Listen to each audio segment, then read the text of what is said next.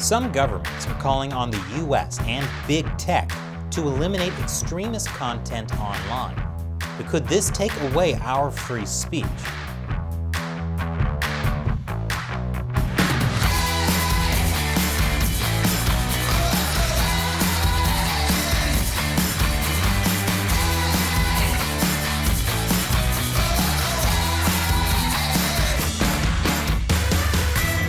Welcome to America Uncovered. I'm Chris Chappell.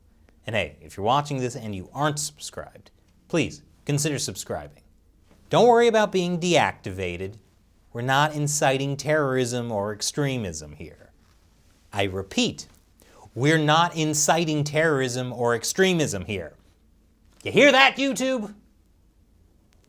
Speaking of extremism, the State Department announced the U.S. will join the Christchurch Call to Action to eliminate terrorist and violent extremist content online. The Christchurch Call is a voluntary commitment initiated by France and New Zealand in 2019. It has more than 50 governments and international organizations signing on, and the U.S. is the latest to join. The U.S. arriving late to an international battle? What is this, World War I? Or World War II? Or, you know what, never mind. The Christchurch Call was named after the horrific attack in 2019 against two mosques in Christchurch, New Zealand. 51 people were killed and another 50 were injured in the attack, which was being live streamed on Facebook. This raised concerns about how terrorist and violent extremist content goes viral. In response, the New Zealand and French governments initiated the Christchurch Call. It asks governments around the world to commit to prohibit terrorist and violent extremist content online, and encourage media outlets to avoid amplifying terrorist attacks. Yeah, if there's one thing the media hates doing, it's amplifying terrorist attacks for ratings. They definitely would never do that for weeks or months. The Christchurch Call also includes tech companies like Facebook, Google, Twitter, YouTube, Amazon, and many others. The Christchurch Call wants these tech companies to commit to preventing extremist content being uploaded, shared, and live streamed. Now, it wasn't as though there wasn't any effort to stop terrorism and violent extremism online before 2019. Back in 2017, big tech companies created the Global Internet Forum to Counter Terrorism, which was their own framework to censor terrorism online. And governments have been trying to stop terrorism and extremism for a long time. But the Christchurch Call is different. It calls for big government and big tech to work together to stop dangerous online content. What could possibly go wrong? Big tech and big government are kind of like having a big brother watching over us. Doesn't that sound nice? This month, the U.S. State Department applauded the language in the Christchurch Call, while still emphasizing the importance of protecting freedom of expression. This is important to note because there was a reason why the U.S. didn't join the Christchurch Call back in 2019. I'll tell you why after the break. Welcome back. In the same statement applauding the Christchurch Call, the State Department emphasized the U.S. will not violate the First Amendment. The First Amendment is what prohibits the government from infringing on free speech. The State Department also emphasized that the preferred way to defeat terrorist and violent extremist speech is more speech, to counter it with credible alternative narratives that promote rather than restrict free expression. Yes, the preferred way to defeat terrorists and extremists in the U.S. is by using our words. Words like, send in more drones. The U.S. government's long-standing position is that it will not do anything or ask other countries to do anything that would violate the First Amendment. It wants to avoid political commitments that it knows are unconstitutional, even if the commitments aren't legally binding. To do so would put the U.S. in a position of making political promises in bad faith, knowing it will never implement them. And when has a leader in the U.S. ever made a political promise they didn't keep? Besides them, the U.S. also wants to promote free speech abroad. This has been a concern for both Republican and Democrat administrations for decades. In 1992, under George H.W. Bush, The U.S. had reservations about the 1992 International Covenant on Civil and Political Rights involving hate speech. In 1994, under Bill Clinton, the U.S. had similar reservations about hate speech in the Convention on the Elimination of Racial Discrimination. And in 2009, Obama's State Department shared concerns with text regarding incitement that ran counter to the First Amendment in the UN's World Conference Against Racism. In 2016, also under Obama, the U.S. refused to vote for a resolution condemning the glorification of Nazism. The U.S. arriving late to an international battle with Nazis? Seriously, is this World War II? Stephanie Amadeo, deputy U.S. representative to the Economic and Social Council at the time, argued the resolution's recommendations to limit freedom of expression, freedom of association, and the right to peaceful assembly contradict the Universal Declaration of Human Rights. The UN tried to stop terrorists by limiting freedoms and stripping people of their privacy? That's ridiculous. Everyone knows that's the TSA's job. So it should be no surprise that in 2019, the Trump administration rejected the Christchurch Call for similar reasons, that it could be too broad and result in violating free speech protections. But in 2021, the Biden administration is reversing that policy, saying it will join the Christchurch Call. Nonetheless, the administration says they're doing it with caution. They're entering the Christchurch Call the same way everyone enters a public pool, hoping it will be fine, but knowing it might be full of... You get the idea. The Biden administration is reminding everyone of the urgent need to counter terrorists and violent extremists should not overshadow human rights and fundamental freedoms, like freedom of expression.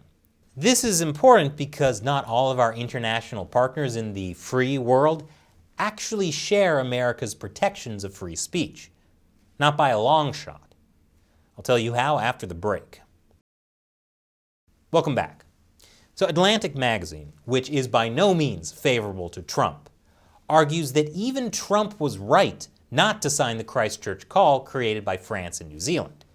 Ironically, not joining an initiative to stop extremists is practically the only thing Trump did that didn't get him accused of dog whistling to extremists. Wait, never mind.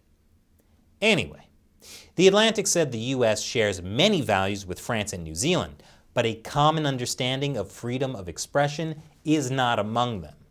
The Christchurch Call was intentionally written in vague terms, so that freedom of expression can mean whatever each government wants it to mean. The Christchurch Call also doesn't clearly define terrorist and violent extremist content, which is a problem because when you don't clearly define acceptable boundaries or forms of expression with the French, you end up with Pepe Le Pew. This vague definition could potentially conflict with speech protected under the U.S. Constitution, including speech that doesn't rise to the level of actually inciting violence. Of course, whether or not speech incited violence is often debatable and impeachable, apparently. New Zealand and France, though, simply don't have the same free speech protections as the U.S. Let's look at New Zealand. New Zealand's 1990 Bill of Rights Act declares that everyone has the right to freedom of expression, but it can still be subject to limits prescribed by law. There's actually a bureau of the New Zealand government called the Classification Office, whose role includes censoring speech considered a danger to society. In fact, the head of the Classification Office is known as the Chief Censor, which explains that classic New Zealand tune, "And I'm proud to be a New Zealander, where at least I know I'm free, unless the Chief Censor decides I'm not." Similar to New Zealand, France also claims to protect free speech, saying free speech is among the most precious rights of man. But the French government still imposes limits if it feels speech interferes with established law and order, which sounds kind of vague. For example, French prosecutors have used the law to aggressively pursue anyone they think is speaking positively of terrorism, even if that person has no intention of inciting or promoting violence, which France says is another one of the most precious rights of man, punishing anyone who thinks differently than you. French laws have also been used to seriously restrict free speech. Amnesty International and Human Rights Watch have both criticized France for its treatment of peaceful dissidents in 2018 and 2019 during the Yellow Vest protests. That was when people demonstrated against French President Emmanuel Macron's green tax on fuel. According to Amnesty International, thousands of protesters were arrested and prosecuted for activities that shouldn't constitute a criminal offense, and tens of thousands were convicted on the basis of vague laws. Hey, back off, Amnesty International. You're infringing on President Macron's precious right to punish and infringe on those protesters' precious rights. The French government has also criminalized participation in a group with a view to committing violent acts, organizing a protest without complying with notification requirements, and even contempt of public officials. Wow. If the U.S. criminalized contempt of public officials, half the country would be in jail, and so would the other half. The French government actively uses those laws to silence peaceful dissent. That's why Amnesty International says France is not the free speech champion it says it is. France calling itself a champion of free speech is like Hulk Hogan calling himself a champion of protecting t-shirts. In contrast, the U.S. provides far more protections. Our Constitution expressly prevents the government from abridging the freedom of speech or of the press or of the right of the people peaceably to assemble. So you can see why the U.S. has to repeatedly use caution about protecting human rights and online freedom. It's unlikely the U.S. government will directly violate the Constitution in this way, because the Supreme Court can strike down its actions. What's more problematic about the Christchurch Call is the way it outsources censorship to tech companies. Tech companies can make any rules they want prohibiting speech, because that's technically their right as private companies, and you can choose to use their platforms or not. So if it's done by tech companies, censorship is legal. But do we really want to surrender to censorship? What are we, the French? What do you think? Do you think censoring online speech is the best way to stop terrorism and violent extremism?